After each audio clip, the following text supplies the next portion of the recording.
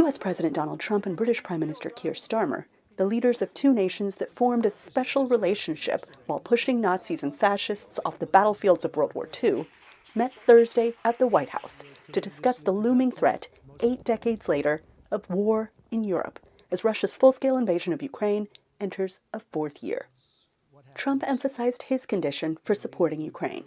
On Friday, he said he will host Ukraine's president to lay out a preliminary deal that gives the U.S. a share of the nation's critical raw materials. The American taxpayers will now effectively be reimbursed for the money and hundreds of billions of dollars poured into helping Ukraine defend itself, which by and of itself is a very worthy thing to do.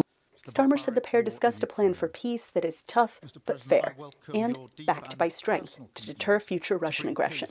He also said he was ready to put boots on the ground and planes in the air to support a deal. And in answer to Trump's demand that NATO members boost defense spending to 5% of GDP, Starmer said he agreed Europe had to step up. Earlier in the week, he announced an unexpected increase that still falls far short of Trump's benchmark. He also set his conditions for a fair settlement. It can't be peace that rewards the aggressor or that gives encouragement to regimes like Iran. We agree history must be on the side of the peacemaker, not the invader. So the stakes, they couldn't be higher. And we're determined to work together to deliver a good deal. Unity is key, analysts say, but there will be challenges. The most important thing, do these guys get along? Do they have a common vision? Can they maintain some sense of common purpose? Can they avoid the kind of divisive rhetoric that President Trump used a lot last week when he was so pejorative towards President Zelensky of Ukraine? And can we begin to see a Western strategy really emerging that all major countries in NATO can agree to?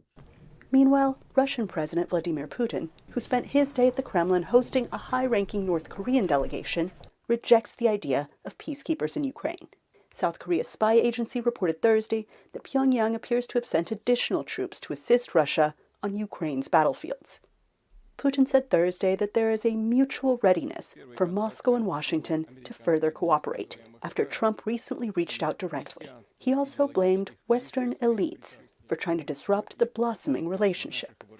Trump has said they will meet in Saudi Arabia, but has set no date. Anita Powell, VOA News, Washington.